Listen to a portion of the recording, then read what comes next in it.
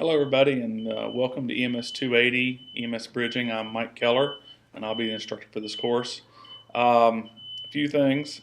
First, excuse if you hear the beeping in the background. I'm actually talking to you or recording this from Hereford, United Kingdom. It's still the break and I'm in Europe. I've been doing some teaching and I'm over at a great group of folks from XMed Remote Medical Services. And we're over here teaching an airway course for these guys. So while I got a little downtime, I'm sending you this opening message. Excuse the coat, it's kind of cold over here in Great Britain. They don't quite have the same concept of heat that we do in the United States. It's a little chillier, but it's very tolerable. They're treating us great. We're having a good time. But you can tell I'm a little tired. You can see the bags under my eyes. We've been traveling now for about a week or so, but having a great time overall. All right, thanks for listening to me brag to you about my adventures. Again, I'm Mike Keller. I'll be the instructor for the course. You can go ahead and start to move through the program fairly easily. If you've ever done online education before, it's not that difficult.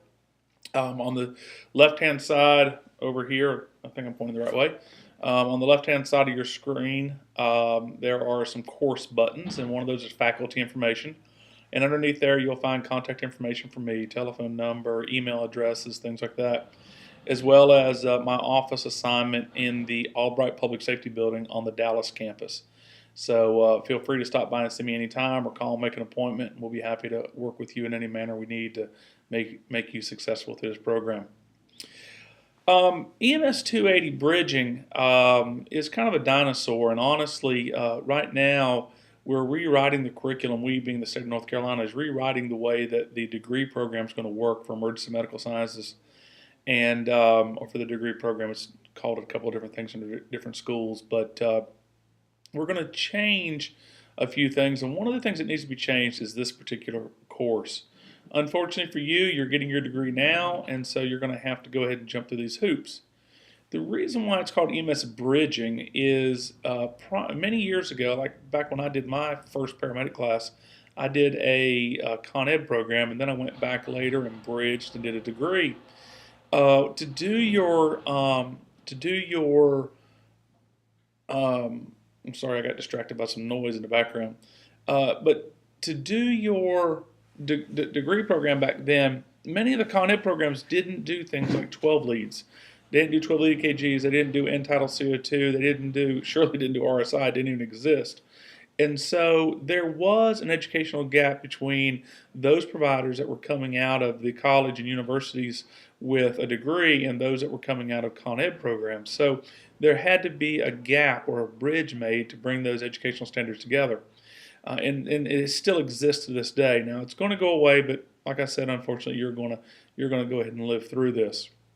Now, I've minimized that as much as possible to make sure we meet our accreditation standards. So we've massaged this course and turned it into something you probably haven't had, and that is advanced patient assessment skills. That PA or physician style of advanced assessment on patients. And that's what we're going to spend the bulk of our time doing in this course. That is also going to be backed up by an excellent clinical rotation with Dr. Dennis Taylor. Dr. Taylor is a nurse practitioner with the Department of Trauma Surgery at Carolinas Medical Center. And in the past, he's actually come over and we've had some in-classroom lab time where we have this course and you come in and we do some classroom lab time and poke and prod on each other. But Dennis, we just never really felt like we were doing a great job of getting you, the student, the exposure to some of those advanced patient assessment skills that we really want you to have and that you're paying good money for. So Dennis is going to invite you into the Carolinas Medical Center. There's only 4 of you in this program, so we'll have 2 days, and you'll break up into 2 groups of 2, and you'll go down and you'll spend an entire day with Dr. Taylor, and you'll go through the trauma surgery ICUs down there, and you'll be able to really apply some of these advanced patient assessment skills that are being taught to you through here on real patients, and hopefully you'll take those back and apply them to your daily care of patients wherever you practice. All right, so we're going to do that. As you go down the rest of the buttons, you'll see the course information button has your syllabus.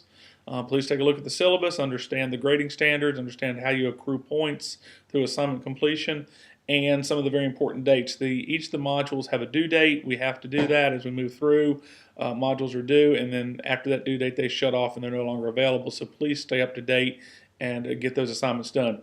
This course does spread out pretty well, so it's not packed in where you're having to do a ton of time to keep up with it, but it does a pretty good job with that.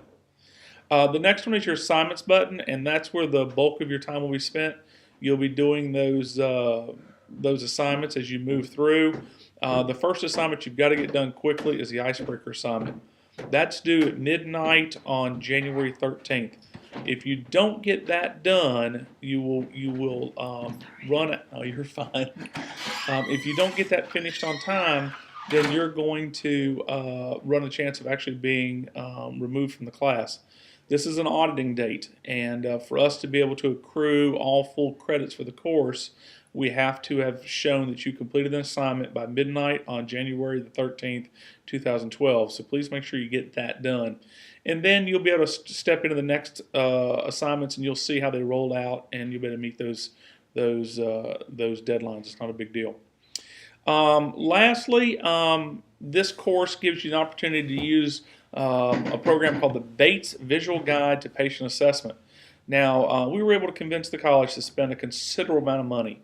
I mean a lot of money. They spent nearly $20,000 for this video series. This is the same series that's being used in medical schools across the nation to train doctors. So it's no small potatoes. You're going to click on it. You're going to see it. It's the Bates Visual Guide to Patient Assessment series. There's a login and a password that's posted for you under the assignments, and you will watch that, and you'll see that there are all sorts of different areas in which a video assessment is done on live patients.